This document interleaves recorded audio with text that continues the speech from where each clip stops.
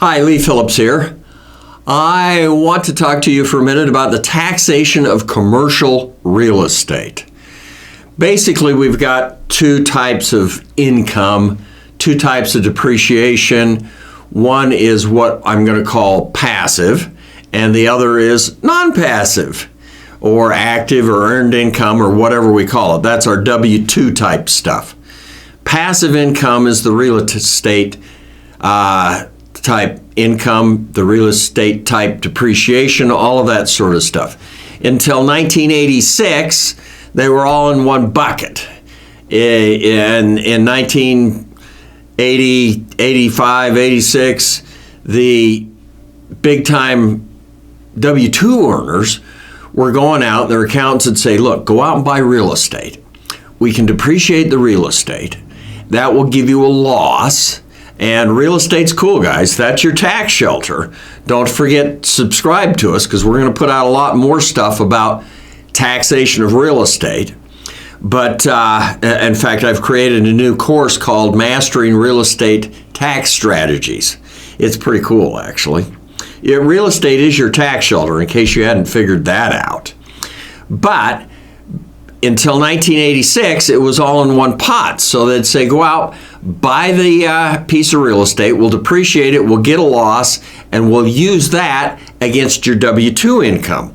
Well, the big W-2 income executive guys, they were going out paying above market price for real estate because they didn't really care, because in 1982, the tax rate was high, and they could offset their W-2 income with the depreciation, the losses associated with the real estate. So in 1986, Congress passed Section 469 and said, hey guys, chokes me all up, we're going to separate real estate and your W-2 stuff. We're going to have passive income in real estate, passive losses in real estate, and we're going to have non-passive in your W-2 and in some commercial real estate.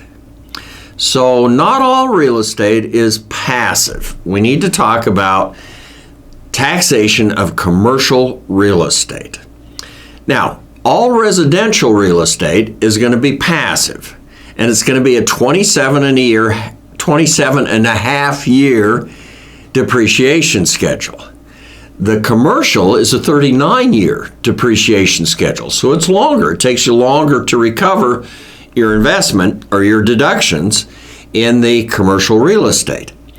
Now, you can still do cost segregation in both of them, and if you take a specific item, your refrigerator, whether it's in an office or whether it's a commercial place or whether it's in a residential place, then that refrigerator has I think it's 5-year class life. That class life is the same, and today we can get bonus depreciation. That bonus depreciation is fading out over the next few years, so I'm not sure when you're going to be watching this, but check and see where we are on this phase out of the bonus depreciation. But bonus depreciation today means you get it all today, off. Anything under a 20-year class life, you can just bonus depreciate. Trump gave that to us, just 100%, write it off. You don't have to depreciate it over this period. So commercial 39, residential, and by the way, residential is defined is 80% or more of the rent is from a place where a person lives, eats, sleeps, cooks, okay? Commercial, less than 80%. So, is it commercial? Is it residential? Residential is your standard housing. And by the way, your apartment building, it was on the commercial MLS, you get a commercial property, you pay commercial taxes, blah, blah, blah. It is still residential because people are living there, and it's not commercial, not where people aren't living. So the commercial, if I am using it, my commercial real estate, my commercial depreciation, along with my business, is all this non-passive income, non-passive depreciation. So it's over in this bucket.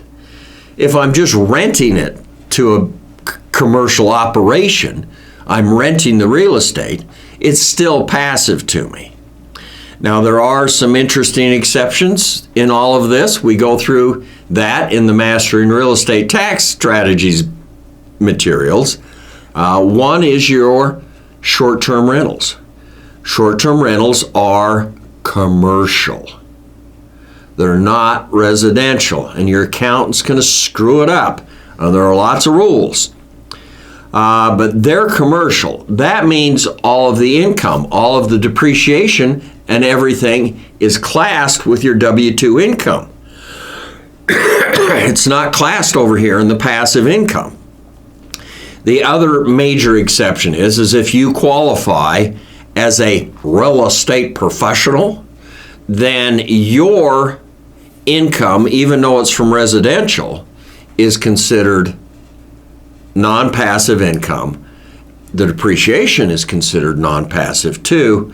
Everything lumps together over in this non-passive bucket rather than the passive bucket.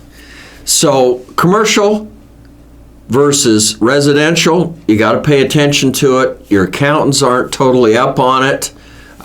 Make sure you know what you're doing and what your accountant should be doing for you.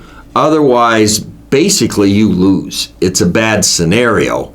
If you start out on a 39-year class life, and the IRS comes back in and says, no, that should have been 27 years. That was your apartment building.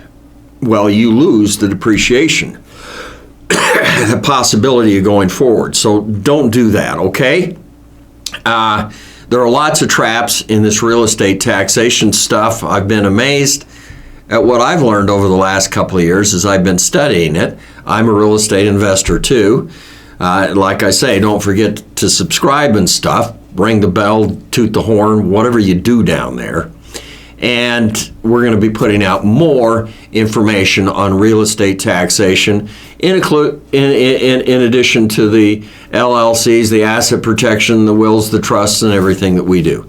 Lee Phillips talking about commercial real estate.